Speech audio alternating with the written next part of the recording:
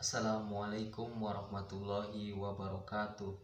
Perkenalkan, nama saya Muhammad Lutfi Jalaluddin Al-Habibi.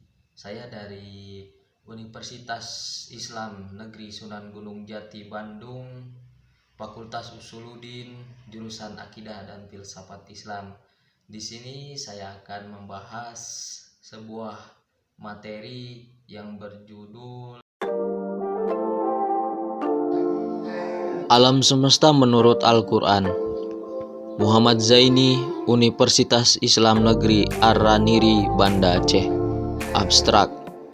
Kosmologi dalam Al-Quran dapat digambarkan bahwa Allah telah menciptakan 7 lapis langit dan meletakkan yang satu di atas yang lain di atas bumi, dalam tatanan yang sempurna dan tanpa celah, masing-masing berorbit pada jalannya sendiri. Karena alam semesta dan proses-proses yang terjadi di dalamnya seringkali dinyatakan sebagai ayat-ayat Allah, maka memeriksa dan meneliti kosmos atau alam semesta dapat diartikan juga membaca ayat-ayat tersebut. Dengan memperhatikan alam semesta, maka kita akan dapat merinci dan menguraikan serta menerangkan ayat-ayat di dalam Al-Quran yang pada umumnya merupakan garis-garis besar saja. Kata kunci: alam, penciptaan, dan Al-Quran. Nah, teman-teman, untuk metode penelitian kali ini, penulis menggunakan metode tafsir tematik atau maudhu'i. Sebagaimana lazimnya suatu kajian yang menggunakan metode tafsir maudhu'i, artikel ini menggunakan beberapa langkah atau ketentuan yang harus diikuti. Di antara langkah yang paling penting adalah mengidentifikasi ayat-ayat Al-Quran yang terkait dengan persoalan alam semesta. Arah atau tujuan artikel. Salah satu pelajaran dan ajaran yang dapat diambil dari pengamatan terhadap alam semesta ialah keserasian, keharmonisan antara manusia dan alam semesta, dan ketertiban, bukan suatu kekacauan atau kegaduhan. Disebabkan sifatnya yang penuh maksud, maka dengan studi tentang alam semesta atau dengan artikel ini, kita akan membimbing seseorang kepada kesimpulan positif dan sikap penuh apresiasi. Penciptaan alam menurut teolog dan filosof Muslim. Dalam sejarah perkembangan filsafat Islam, terdapat 2 doktrin yang berbeda dalam menjelaskan bagaimana alam dijadikan. Adapun yang pertama, doktrin penciptaan Al-Khaliq, dan yang kedua, doktrin emanasi atau Al-Faid. Ternyata pembahasan itu tidak hanya berhenti di situ saja. Penulis juga menuliskan sebuah pendapat. Yang pertama ada pendapat dari aliran Asy'ariyah, dan yang kedua ada pendapat dari filsuf Islam Ibnu Al-Farabi, dan yang ketiga ada pendapat dari filsuf Al-Kindi, dan yang keempat ada dari filsuf Ibnu Sina. Adapun teori penciptaan menurut aliran Asy'ariyah. Menurut aliran ini, alam ini mempunyai 2 unsur, yaitu unsur zauhar dan unsur ard, yaitu substansi dan aksiden. Menurut filsuf Ibnu Al-Farabi, menurutnya alam semesta ini dijadikan secara melimpah atau al-faid. Teori ini diambil dari Neoplatonisme yang mengatakan bahwa alam ini terjadi karena limpahan dari Yang Maha Esa.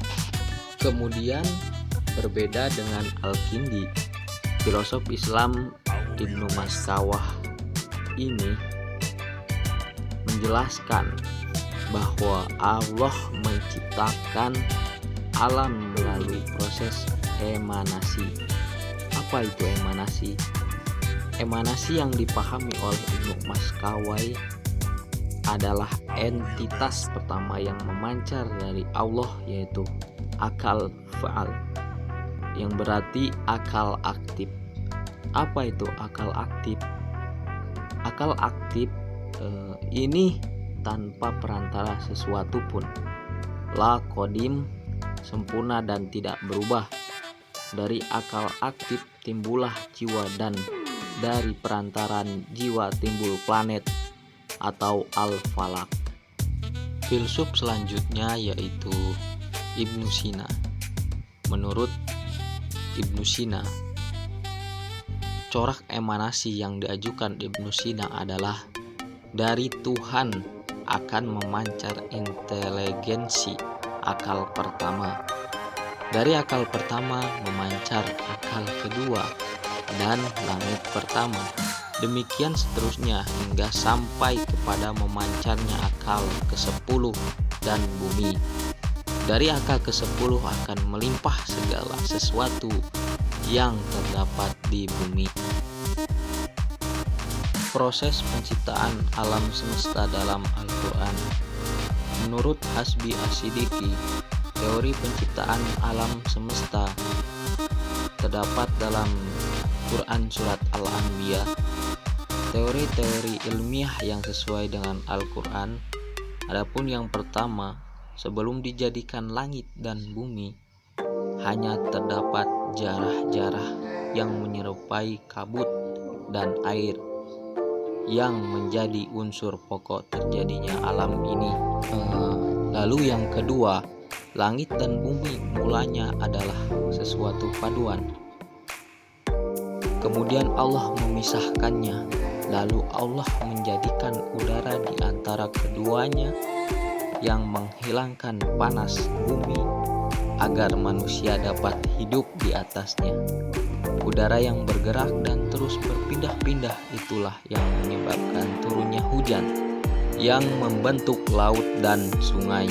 Adapun yang ketiga, yang dinamakan langit bukanlah planet, tetapi ruang yang tidak terbatas dan hanya Allah sendiri yang mengetahuinya.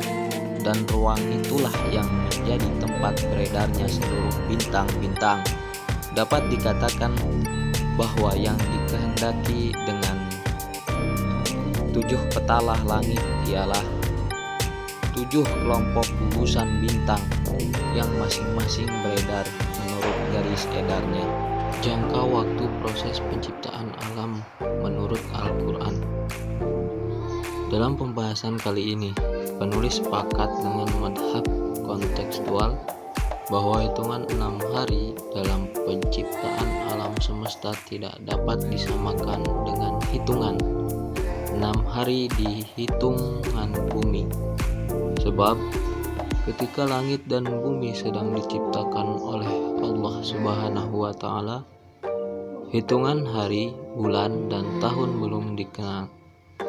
Barulah setelah alam selesai diciptakan dan adanya penghuninya, hitungan hari, bulan, dan tahun itu ada dan dikenal oleh manusia. Tujuan penciptaan alam menurut Al-Quran. Agar manusia mengetahui sifat-sifat dan kelakuan alam di sekitarnya.